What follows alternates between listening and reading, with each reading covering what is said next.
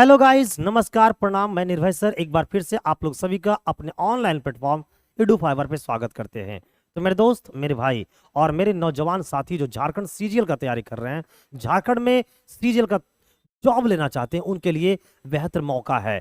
मैं उनके लिए आज लेकर आया हूं साइंस का test series number 38।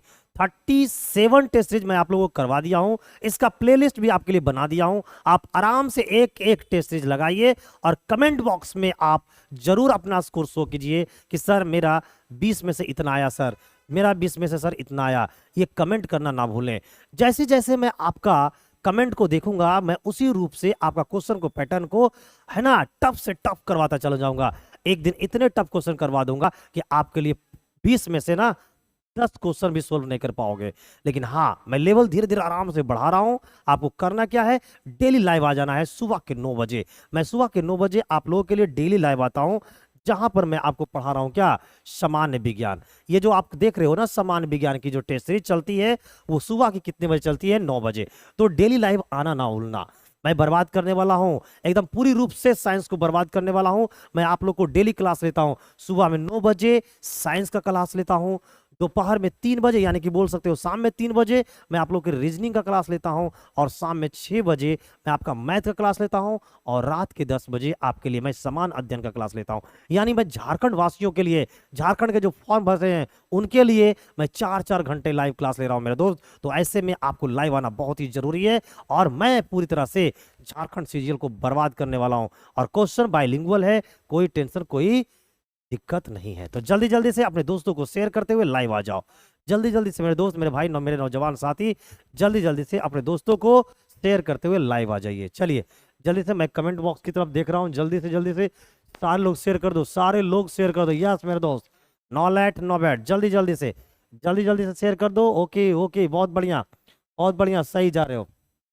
Yes, good morning all of you guys, good morning. एक बार फिर से सभी लोग को नमस्कार मेरे दोस्तों। तो चलिए, ना लेट करते हैं ना वेट करते हैं, जल्दी जल्दी से हम लोग क्लास को क्या करते हैं, स्टार्ट करते हैं। आप लोग को पता है कि आज 8 अगस्त है। कितने अगस्त है? 8 अगस्त। और 8 अगस्त को बहुत ही बेहतरीन बनाना है। और आप लोग को मैं देखना चाहता हूं कि जो आज का टेस्ट सीरीज है, इसमें आप 20 क्वेश्चन लिया हूं मैं, और उस 20 क्वेश्चन में कितने क्वेश्चन का जवाब आप सही कर पा रहे हो।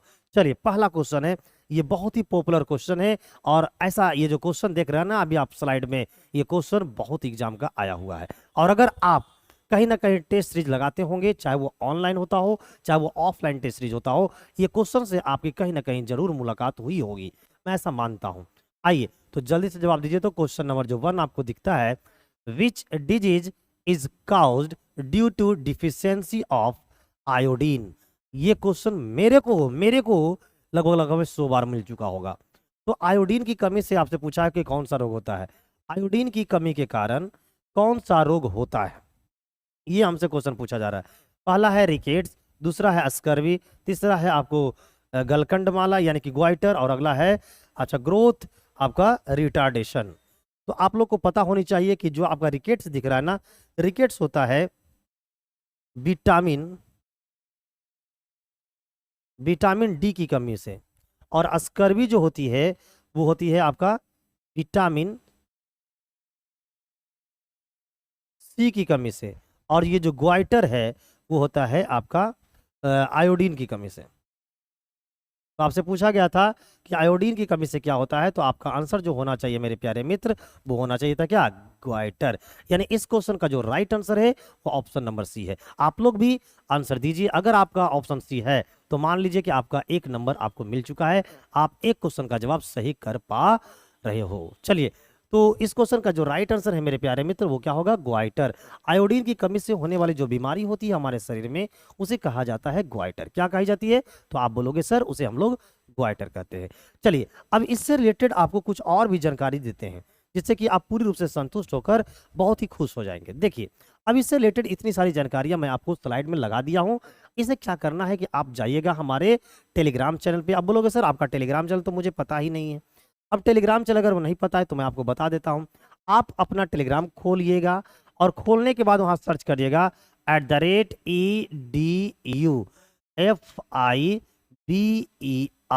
ईडू फाइवर ऑनलाइन, है ना। और लेटर के बीच में स्पेस नहीं देना है, एकदम साथ साथ लिखना है @edu5 ऑनलाइन। जैसे ही सर्च करोगे ना तो आपको ये जो लोगो दिखाई दे रहा है, यही लोगो आपको वहां पर दिखाई देगा। आप उस चैनल पे क्लिक कीजिएगा, ज्वाइन हो जाइएगा, और अभी तक जितने भी पीडीएफ डाला गया है, जितने भी नोट्स डाला गया, आप उसे प्राप्त कर सकते हैं। और रात में सोते समय जरूर इस पीडीएफ को पढ़ना, क्योंकि एक विद्यार्थी जो होगा वो इसको पढ़ेगा और एक विद्यार्थी इनको भी पढ़ेगा, साथ साथ इनको भी पढ़ेगा। तो आप लोग को पता चल गया है कि आयोडीन की कमी से होने वाली जो बीमारी होता है उसे हम लोग रिकेट्स कहते हैं। नेक्स्ट क्वेश्चन नंबर लेंगे 2 मेरे दोस्त मेरे भाई, और 2 का जवाब आपको जल्दी से कमेंट बॉक्स में करके देना है ना लेट करनी है ना वेट करनी है, सीधे क्वेश्चन को क्या करनी है, बर्बाद करना है, और टाइम को भी व्यर्थ बर्बाद नहीं करनी है। तो चलिए जल्दी से कमेंट बॉक्स में बताइए what will be the right answer of question number 2। Comment करना जरूरी है, इससे क्या होगा ना कि आपको बनाने का स्पीड बढ़ेगा, इसलिए कमेंट जरूर कीजिए, हर एक क्वेश्चन पर कमेंट कीजिए। जैसे ये क्वेश्चन नंबर 2 है, इसका क्या आंसर है आपको तुरंत कमेंट करके बताना है ना। ठीक है, what is the unit of the physical quantity momentum, हमसे पूछा है कि मोमेंटम का यूनिट क्या है। ठीक है, भौतिक मात्रा संवेग की इकाई क्या है, न्यूटन सेकेंड, जूल सेकेंड, अर्ग सेकेंड, या पास्कल सेकेंड। तो इसका राइट अगर होगा आंसर तो जल्दी से कमेंट करके बताइए क्या आप इस क्वेश्चन का आंसर जानते हैं। अगर जानते हैं तो कमेंट बॉक्स में बताइए कि क्वेश्चन नंबर 2 का आंसर क्या होगा। ठीक है, आइए तो इस क्वेश्चन नंबर 2 का जो आंसर है प्यारे मित्र वो है हमारा क्या, ऑप्शन नंबर ए, है ना। मोमेंटम का जो एसआई मात्रक होता है वो होता है न्यूटन सेकेंड। क्या होता है मेरे दोस्त, न्यूटन सेकेंड। तो क्या आपका भी आंसर क्या न्यूटन सेकेंड है। अब देखिए इस रिलेटेड आपको बहुत सारा जानकारियां मैं आपके लिए लेकर आया हूं। देखिए लिखा हुआ है समय वस्तु के आवेग, वस्तु के वेग और द्रव्यमान का गुणनफल होता है। यानी जो संवेग होता है, यानी जो संवेग होता है ना, यानी जो मोमेंटम होता है वो वस्तु का क्या, वेग, वेग मतलब वेलोसिटी, और मास का द्रव्यमान का मतलब मास, यानी एमवी होता है, ये हमारा होता है संवेग होता है। एसआई मात्रक में इसे किलोग्राम मीटर प्रति सेकेंड में मापा जाता है, और इसका जो एसआई मात्रक होता है वो किलोग्राम मीटर प्रति सेकेंड में क्या किया जाता है, मापा जाता है। ठीक है ना, न्यूटन सेकेंड मापा जाए किलोग्राम में, इसे किलोमीटर किलोग्राम मीटर प्रति सेकेंड मापा जाता है। न्यूटन सेकेंड आवेग का वही तुम एसआई मात्रक है। सारा कुछ लिख के आपको दे दिया हूँ, ठीक है, तो इसे जरूर पढ़ना। आइए आगे बढ़ते हैं।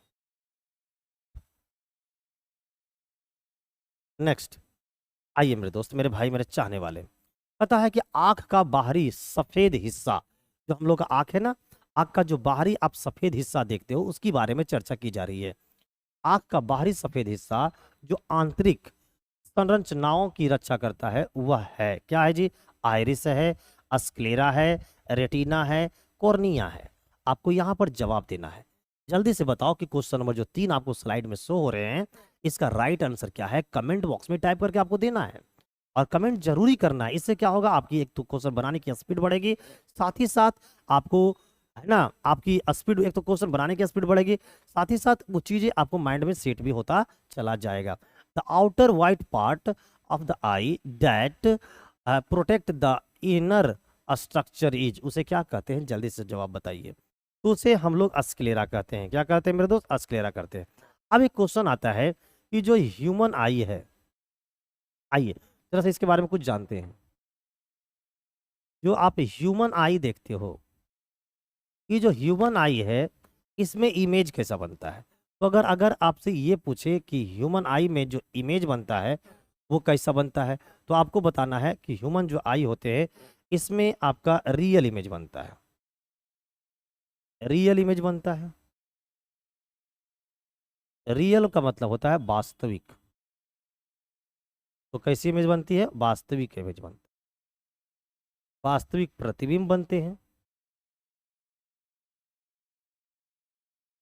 ठीक है, और देखो साथ ही साथ जो इमेज होता है मेरे दोस्त वो क्या होता है, उल्टा होता है। उल्टा का मतलब होता है इन्वर्टेड, इन्वर्टेड यानी कि उल्टा होता है।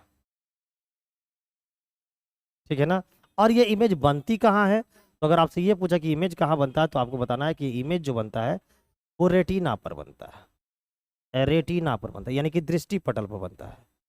और जो इमेज होता है वो होता कैसा है, तो अगर साइज की बात करें तो साइज जो बोला जाए मेरे दोस्त तो आपको बोलना है कि जो साइज होती है वो स्मॉलर होती है, स्मॉलर होता है यानी कि छोटा होता है। किससे, तो वस्तु से। है ना। अगर आपसे ये पूछा जाता है कि नेत्रदान में कौन सा भाग को दान किया जाता है, नेत्रदान में आंखों का कौन से हिस्से को दान किया जाता है, तब आपका राइट आंसर होगा कॉर्निया। क्या हो जाएगा मेरे दोस्त, कॉर्निया हो जाएगा। तो इतनी बेहतरीन अगर जानकारी आप चाहते हो तो आप मेरे साथ सुबह में डेली लाइव आ जाइए, ठीक है। आपको एक से एक नॉलेज की बातें मैं सिखाऊंगा और झारखंड सीजल जैसे एग्जामों को बेड़ा पार करवाऊंगा, यानी कि बर्बाद करवाऊंगा। चलिए लेते हैं क्वेश्चन नंबर हम लोग 4, है ना। ये देखिए पूरी जानकारी आपको लगा दी गई है स्लाइड में, इसे जरूर पढ़िएगा। क्वेश्चन नंबर 4 आप बताइए कि इसका राइट आंसर क्या होगा। पता कि proteins are made up of, protein का निर्माण डॉट डॉट डॉट से होता है। पहला है अमीनो एसिड, दूसरा है फैटी एसिड, तीसरा है ग्लूकोज, चौथा है न्यूक्लियोटाइड्स। यहाँ पर प्रोटीन का बारे में बात की जा रही है कि प्रोटीन जो आपका है, ये जो हमारा प्रोटीन है ना मेरे दोस्त, क्या है मेरे दोस्त, आप बोलोगे सर ये तो प्रोटीन की बात कर रहे हैं। तो अगर मैं प्रोटीन की बात करूं कि प्रोटीन का निर्माण कहाँ से होता है, तो इसका राइट आंसर क्या होगा, प्रोटीन का जो निर्माण होता है वो अमीनो एसिड से होता है। किससे होता है, तो आप बोलोगे सर अमीनो एसिड के होता है। जब 20 से 22 मोलिक्यूल्स ऑफ अमीनो एसिड जब इकट्ठे रूप में जुड़ते हैं तो प्रोटीन का निर्माण करते हैं। अब ये बोला जाएगा कि प्रोटीन की पाचन क्रिया कहाँ से शुरू होता है, तो अगर प्रोटीन की पाचन क्रिया पूछे तो यह हमारा शुरू होता है स्टमक से। कहाँ शुरू होता है मेरे दोस्त, तो आप बोलोगे सर स्टमक से। और स्टमक की अगर मैं बात करूँ तो स्टमक के बाद ये कहाँ जाती है, स्टमक हमारे जो आंत होते, हमारे जो पेट होती है, आमाशय होती है, वहाँ पर एक एंजाइम होता है जिसका नाम होता है पेप्सिन। ये पेप्सिन क्या करती है, इस प्रोटीन को पचाती है और पचाने के बाद इसको तोड़ देती है, किसमें, पेप्टोन में, पेप्टोन में। और फिर इस पेप्टोन को तोड़ देती है किसमें, अमीनो एसिड में। अमीनो एसिड में कौन तोड़ता है जी, तो वो तोड़ता है आपका ट्रिप्सिन। तो प्रोटीन को अमीनो एसिड में क्या करता है, तोड़ने का काम करता है कौन, तो यहाँ पर पेप्टोन को अमीनो एसिड में जो चेंज करता है इसका नाम होता है ट्रिप्सिन। ट्रिप्सिन। और उसके बाद क्या होता है, इस प्रोटीन का पूरी रूप से पाचन होता है। तो अगर आपसे ये पूछा जाए कि प्रोटीन का पाचन किस रूप में होता है, तो आपको आंसर देना है कि प्रोटीन का जो पाचन होता है वो अमीनो एसिड के रूप में होता है। और प्रोटीन का कंप्लीटली डाइजेशन जो है वो कौन करवाती है, तो आपको ट्रिप्सिन करवाती है। अगर आपसे ये पूछा जाए कि ये जो पेप्सिन है और ये जो ट्रिप्सिन है ये दोनों क्या है, तब आपको बताना है ये दोनों को दोनों क्या है, एंजाइम है। ये मेरे क्या है मेरे दोस्त, एंजाइम है। और एंजाइम का काम क्या होता है, तो एंजाइम का काम होता है खाने को पचाना। खाने को क्या करना, पचाना। एंजाइम का काम क्या होता है मेरे दोस्त, खाने को पचाना। तो इस तरीका से जब जानकारी सहित पढ़ोगे ना तो आपके सीजीएल जैसे एग्जाम को आप बर्बाद कर पाओगे। नेक्स्ट, ये पूरी जानकारी आपको लगा दी। क्वेश्चन नंबर 5 बताइए क्या होगा आंसर। क्वेश्चन नंबर 5 बोल रहा है कि आधुनिक आवर्त सारणी में 18वें समूह और 7वें वर्त होते हैं। आधुनिक आवर्त सारणी में 18 समूह और 7 क्या होता है, आवर्त होते हैं। उस तत्व की परमाणु संख्या क्या है जिसे चौथे समूह और चौथे आवर्त में रखा गया है। इधर से भी चौथा, इधर से भी चौथा, चौथा समूह और चौथा आवर्त में रखा गया है। भाई यहां पर जो आएगा उसका जो परमाणु क्रमांक होगा वो कितना होगा, 22। तो चौथा समूह और चौथे आवर्त में रखे जाने वाले जो हमारे परमाणु होंगे संख्या उनकी कितनी होगी, 22 होगी। और इस क्वेश्चन का राइट आंसर क्या होगा, ऑप्शन नंबर सी। तो क्या आप लोग का भी ऑप्शन नंबर सी है, अगर ऑप्शन नंबर सी है तो जल्दी जल्दी से कमेंट कर दो मेरे दोस्त, मेरे नौजवान साथी, है ना। और अगर हमारी क्लास आपको पसंद आ रही है तो एक बार चैनल को सब्सक्राइब कर लो, है ना, बेल आइकन पे दबा दो और एक बार क्लास को लाइक कर दो। पता है कि which of the following is a greenhouse gas और a gas which can deplete the ozone layer, है ना। इनमें से कौन सी एक ग्रीन हाउस गैस है या एक ऐसी गैस है जो ओजोन परत को क्षति पहुंचाती है। देखिए आप लोग को पता है कि जो ओजोन होल लेयर है ना, उसको क्षति पहुंचाने का काम कौन करता है। तो 4 ऑप्शन आपके पास अवेलेबल हैं, आपको फटाक से कमेंट बॉक्स में जवाब दे देना है कि सर इस क्वेश्चन का आंसर ये रहा। फिलहाल आप बताइए कि क्वेश्चन नंबर जो 6 है आपके स्लाइड में जो शो हो रहे हैं, इसका राइट आंसर क्या होगा। पहला ऑप्शन है Br2, दूसरा है OF2, या CHCl2F, या CO2। तो भाई इसका जो राइट आंसर है वो ऑप्शन नंबर क्या है, सी है। इसके द्वारा पहुंचाई जा सकती है तो CHCl2 3F। नेक्स्ट, ये देखिए पूरी जानकारी है। क्वेश्चन नंबर 7 का आंसर बताइए क्या होगा। क्वेश्चन नंबर 7 का बहुत ही प्यारे ढंग से, बहुत ही लाजवाब ढंग से आपको आंसर देना है। कहा गया है कि उत्प्रेरक की खोज किसने की थी। हु डिस्कवर्ड, आपको कैटलिस्ट, जो कैटलिस्ट होती है इसकी खोज किसने किया था, इससे हमें इसकी बारे में मुझे बताना है। तो क्या आप जानते हो? अगर जानते हो तो फटाक से क्या कर दो, कमेंट बॉक्स में टाइप करके बताओ। पहला है कि मिस कुरियनी बोला किया था, बर्जिलियस किया था, हुक किया था, या फिर गार्नर किया था। हु डिस्कवर्ड कैटलिस्ट, कैटलिस्ट यानी कि उत्प्रेरक की खोज किसने किया था। तो आपका कमेंट बॉक्स में मैं देखना चाहूंगा कि कितने लोग जवाब दे पाए हैं। जल्दी से कमेंट करके बताओ what will be the right answer of question number 7 my dear student, no late no bet. चलिए, तो इस क्वेश्चन का जो राइट आंसर है प्यारे मित्र वो हो जाएगा आपका ऑप्शन नंबर बी। उत्प्रेरक की जो खोज करने वाले साइंटिस्ट थे उनका नाम था वर्जिलियस। अब इस क्वेश्चन से रिलेटेड भी मैं जानकारी लेकर आया हूँ, आइए जरा तो उसको भी हम लोग देख लेते हैं। ये देखिए, ये बेहतरीन जानकारियां ये किनके लिए लाई गई है, या आप लोगों के लिए लाई गई है। ठीक है, नेक्स्ट मेरे प्यारे मित्र आओ जाओ मेरे साथ। तो झारखंड में अगर सीजीएल में अगर आप चाहते हो कि हम साइंस के ये साइंस के क्वेश्चनों में 20 में से 20 सही करके आए, तो आपको लाइव आना होगा, मेरे साथ जुड़ना होगा सुबह की 9 बजे। ठीक है, आइए बताइए इस क्वेश्चन का राइट आंसर क्या होगा। निम्नलिखित में से कौन सा फ्लोएम का एक घटक नहीं है। फ्लोएम का एक घटक नहीं है। पहला है ना, आपको चालनी ट्यूबवेल से है, नालिकाएं हैं, आपका साथी कोशिकाएं हैं, आपका ट्रैकलेट से है, या फिर फ्लोएम टैंकामा है। तो इनमें से कौन सा है जो वो फ्लोएम का एक घटक नहीं है। तो फ्लोएम का जो घटक नहीं है प्यारे मित्र, इसका आंसर ना तो ए है, ना ही बी है, और ना ही डी है। तो फ्लोएम का घटक कौन नहीं है, option number C will be the right answer of this question my dear students, no late no bet. अब देखिए यहां पर आइए आगे, अब आपके मैं बहुत कुछ दिखाने वाला हूं, आओ जरा सा देखते हैं। आप यहाँ पर देख रहे होंगे कि स्लाइड में इसकी बेहतरीन आंसर है ना मेरे द्वारा लिख दी गई है, ताकि हमारे बच्चे रात में एक बार जरूर इस पीडीएफ को पढ़ेंगे, ताकि उनको हर एक चीज याद हो जाए। क्वेश्चन नंबर 9 का फिलहाल आंसर बताओ क्या होगा। लिखा है कि भौतिक मात्रा उष्मा क्षमता की इकाई क्या है। What is the unit of physical quantity, है ना, physical quantity heat capacity. Heat capacity का हमसे पूछा गया है क्या, तो हमसे पूछा गया फिजिकल क्वांटिटी। चलिए, पहला ऑप्शन है वाट पर केल्विन, है ना, जूल पर केल्विन, न्यूटन पर केल्विन, या पास्कल पर केल्विन। क्या आपको राइट आंसर पता है? अगर पता है तो एक बार जल्दी जल्दी से है ना कमेंट कर दो मेरे दोस्त, मेरे भाई, मेरे नौजवान साथी। ना लेट करो ना वेट करो, एकदम झारखंड सीरियल को बर्बाद करो, है ना। अब की बार एकदम आग लगा देना है झारखंड सीरियल में, पता है कि नहीं, और वो भी बिना पेट्रोल और बिना डीजल के, है ना। इतनी बेहतरीन मैं आपको पढ़ाऊंगा, इतनी बेहतरीन आपको मैं पढ़ाऊंगा कि आपका सिलेक्शन श्योर होगा। तो इस क्वेश्चन का राइट आंसर क्या, ऑप्शन नंबर बी, यानी कि जूल पर सेकेंड, जूल पर केल्विन। चलिए, क्वेश्चन नंबर 10 जल्दी से बताओ क्या आंसर होगा। Moringa oleifera, moringa oleifera dot dot dot का वैज्ञानिक नाम है किसका है जी। बरगद का है, आपका गुलमोहर का है, आंवला का है, या ड्रम स्टिक का है। तो ये जो मोरिंगा एलोफेरा है ये किसका नाम है, ड्रम स्टिक का। इसलिए इस क्वेश्चन का राइट आंसर क्या होगा, ऑप्शन नंबर डी है। क्या आप लोग का भी आंसर ऑप्शन नंबर डी था? अगर डी था तो जल्दी से कमेंट बॉक्स में टाइप करके बताओ यस सर मेरा भी डी था, मेरा भी डी था, मेरा भी डी था।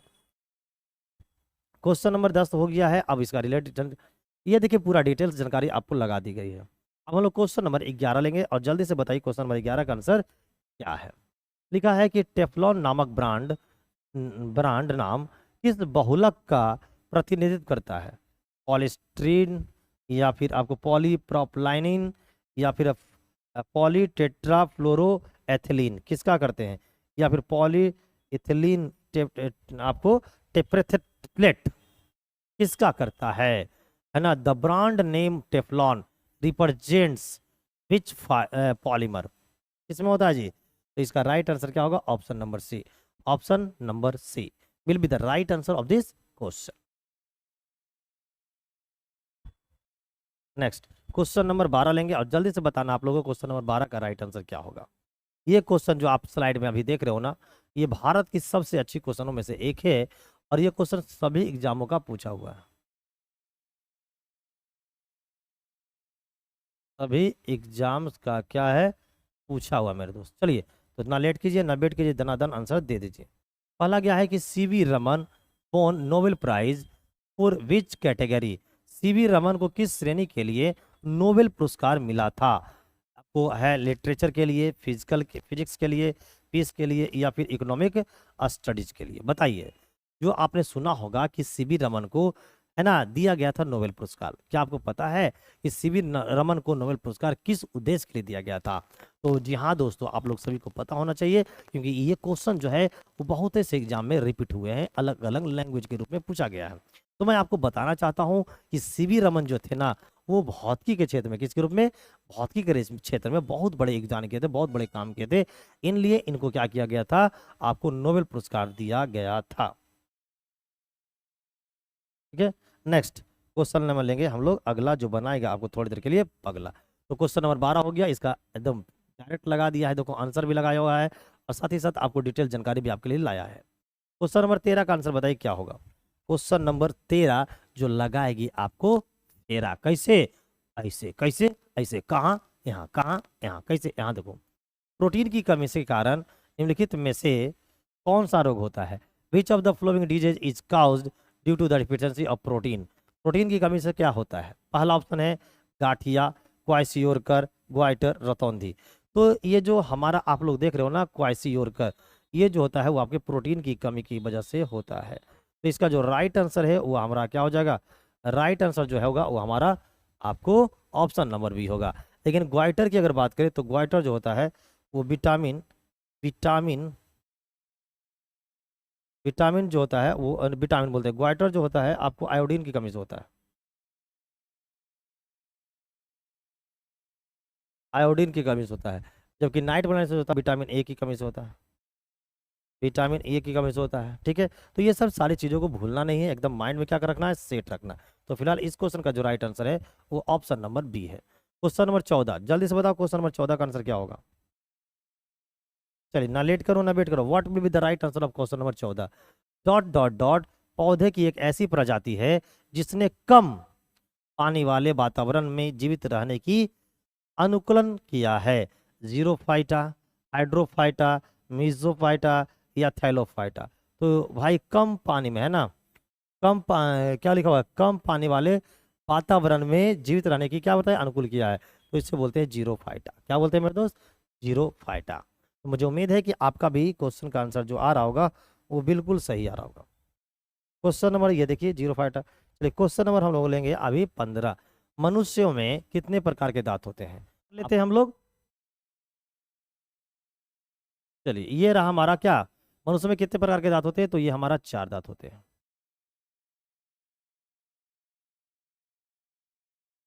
तो ये रहा हमारा क्वेश्चन, क्वेश्चन नंबर है कितना, 15। कहा गया कि मनुष्य में कितने प्रकार के दांत होते हैं? तो मैं आपको बताना चाहता हूँ दोस्त कि मनुष्यों में जो होता है वो आपका 4 प्रकार के दांत होते हैं। कितने प्रकार के होते हैं? 4 प्रकार के होते हैं। एक होता है इंसीजर, दूसरा होता है केनाइन, तीसरा होता है प्रीमोलर और चौथा होता है मोलर, है ना। इंसीजर, केनाइन, प्रीमोलर और मोलर होता है। अब आपको बोलेगा कि ये जो दांत है किसका काम क्या होता है? तो एक पहला जो इंसीजर है इसका काम होता है काटना, दूसरा होता है चबाना, ये आपको फाड़ना, केनाइन का काम होता है फाड़ना, तीसरा होता है चबाना, और चौथे चौथे का काम होता है पीस देना। तो भाई इन सारे दांतों का अलग अलग काम होता है, तब जाकर खाना जो आपकी होती है वो एकदम लुगदी बन पाता है, ताकि वो आसानी से हमारे ओयोइसोफेगस के द्वारा हमारे स्टमक में क्या हो, चल जाए। नेक्स्ट क्वेश्चन नंबर लेंगे हम लोग 16। 16 में क्या बोल रहा है आइए देखते हैं। लिखा गया है कि निम्नलिखित तत्वों में से किसका गलनांक सबसे कम है? निम्नलिखित तत्वों में से किसकी जो गलनांक है वो सबसे कम है, आपको ये बताना है। ब्रोमीन का, बोरोन का है, कैल्शियम का है, नियोन का है, या गोल्ड का है? जल्दी से बताओ कमेंट में टाइप करके what will be the right answer of this question my dear students. No late no bet, जल्दी से कमेंट करके बताओ, ना लेट करना ना वेट करना, दनादन आंसर बताओ कि क्वेश्चन नंबर 16 का राइट आंसर क्या होगा। क्वेश्चन को पढ़िए और पढ़ने के 10 सेकंड बाद आप कमेंट बॉक्स में टाइप करके जरूर बताओ कि इस क्वेश्चन का राइट आंसर क्या है। तो इस क्वेश्चन का राइट आंसर है आपका ऑप्शन नंबर सी। चलिए, क्वेश्चन नंबर लेते हैं 17, जल्दी से बताओ क्वेश्चन नंबर 17 का आंसर क्या है। देखा, निम्नलिखित तत्वों में से किसकी परमाणु संख्या सिलिकॉन से अधिक है। सिलिकॉन का कितना होता है 14, यानी 14 से अधिक होना चाहिए। तो भाई ये सोडियम का होता है 11, मैग्नीशियम का होता है 12, एल्युमिनियम का होता है 13 और सल्फर का होता है आपको 16। तो भाई इसमें से सबसे ज्यादा जो है वो आपका हमसे पूछा है किसका, सिलिकॉन से। सिलिकॉन का कितना होता है 14, 14 से ज्यादा कौन है, सल्फर। यानी इस क्वेश्चन का राइट आंसर क्या होगा, ऑप्शन नंबर बी हो जाएगा। Next question number 18, question number 18 का बताइए आंसर क्या हो। वायु में किस अक्रिय गैस का अनुपात सबसे अधिक होता है, carbon dioxide, nitrous oxide, argon या carbon monoxide. What will be the right answer of this question my dear students, क्या आप जानते हैं? अगर जानते हैं तो फटाक से कमेंट करके बताओ कि सर क्वेश्चन नंबर 18 इसका आंसर ये रहा। फिलहाल इसका आंसर राइट जो है वो ऑप्शन नंबर सी है। क्वेश्चन नंबर हम लोग लेंगे कितना नंबर, क्वेश्चन नंबर लेंगे हम लोग 19। क्या बोलता है, गुरुत्वाकर्षण का नियम डॉट डॉट को लागू होता है। क्या लगता है कि दो वस्तुओं की जोड़ी पे लागू होता है, पृथ्वी और चंद्रमा पर लागू होता है, सूर्य के चारों तरफ ग्रह पे लागू होता है, या पृथ्वी और के ऊपर की वस्तुओं पे लागू होता है। तो जो गुरुत्वाकर्षण का जो नियम है ना तो इस पे लागू होगा, ना इस पे लागू होगा, ना इस पे लागू होता है। किस पे, ऑप्शन नंबर ए, यानी कि दो वस्तुओं की जोड़ी पे काम करती है। लास्ट क्वेश्चन है, उसके बाद कमेंट करके बताना जरूर कि आपको कितना क्वेश्चन का सही आंसर कर पाए।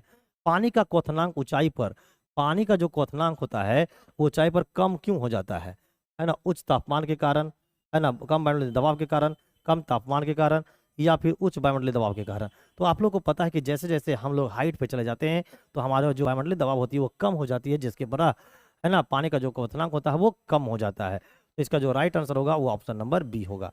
अब जल्दी जल्दी से आप लोग कमेंट करके बताओ मेरे दोस्त, मेरे भाई, मेरे नौजवान साथी, कि ये जो 20 क्वेश्चन का जो टेस्ट सीरीज चला, जो कि टेस्ट सीरीज नंबर 38 था, इसमें आप कितने क्वेश्चन सही सही बना पाए हैं। कमेंट बॉक्स में जरूर बताइएगा। और जितने लोग हमारे चैनल पे पहली बार विजिट किए हैं, एक बार जल्दी से आप लोग बताओ मेरे दोस्त कि आप लोगों को क्लास कैसी लगी है। साथ ही साथ अगर हमारी क्लास अच्छी लगी होगी तो आप एक बार क्या करना, चैनल को सब्सक्राइब कर लेना, है ना। एक बार क्या कर लेना, चैनल को सब्सक्राइब कर लेना, और डेली नोटिफिकेशन प्राप्त करने के लिए बेल आइकन पे जरूर क्लिक कर देना, ताकि आपको समय रहते हर एक क्लास का नोटिफिकेशन पता चल जाए। ठीक है, तो जल्दी जल्दी कमेंट करके बताओ कि कितने लोगों ने कितना कितना मार्क्स लाया है। ठीक है, और उसके बाद हम कल आपसे मिलेंगे, है ना। आपको साइंस का जो टेस्ट सीरीज आएगी वो 39 लेके आऊंगा परसों, यानी कि इतने सीरीज करवा दूंगा मैं आपको कि इससे बाहर एक भी क्वेश्चन आने को नहीं है। ठीक है, तो मिलते हैं आपको जल्द ही, है ना, साइंस का टेस्ट सीरीज नंबर लेके आपको 39। तब तक के लिए आपका दिन शुभ हो। Bye bye.